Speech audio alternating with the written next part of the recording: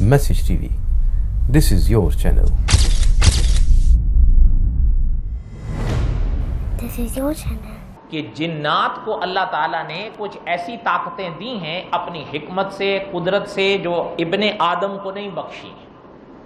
آپ اور ہم چاہیں تو اپنی صورتیں بدل لیں جب چاہیں، نہیں ہاں، لیکن ان کے اندر اللہ تعالیٰ نے یہ چیز رکھی ہے کہ وہ چاہیں تو اپنی ظاہری صورت کو بدل دیں. یہ الگ بات ہے کہ بڑی علمی ابحاث ہیں کہ آیا اس کی کوئی حد بھی ہے یا وہ جتنی چاہیں صورتیں بنا لیں. تو بعض علماء اس طرف گئے ہیں کہ آبادی کے علاقوں میں 5 ایسی صورتیں ہیں کہ وہ اختیار کر سکتے ہیں. ان 5 میں سے کوئی ایک بھی صورت اختیار کر لیں تو وہ اپنا سکتے ہیں. 6 کا اختیار اللہ تعالیٰ نے ان کو نہیں دیا. بعض نے یہ تحقیق پیش کی. بہرحال میرے خیال میں ان تفصیلات کا تو یہ موقع نہیں ہے.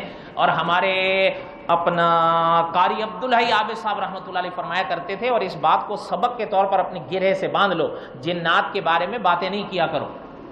یہ یاد رکھنا، وہ اگر کبھی چھڑ گئے نا تو آپ کو چھیڑ دیں گے.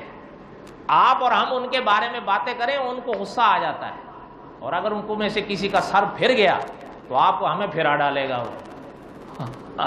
اس لیے حضرت باقاعدگی سے فرمایا کرتے تھے. ہمارے اصل میں ایک دوست تھے، ان کو بڑا شوق ہوتا تھا ان کے بارے میں کہ یہ کیا کھاتے ہیں، یہ کیسے سوتے ہیں، ان کی نسل کیسے چلتی ہے، یہ کیسے چلے تھے، یہ کیا کرتے ہیں، اب ان کا حکم کیا ہے، اور قیامت کے بعد یہ کہاں جائیں گے.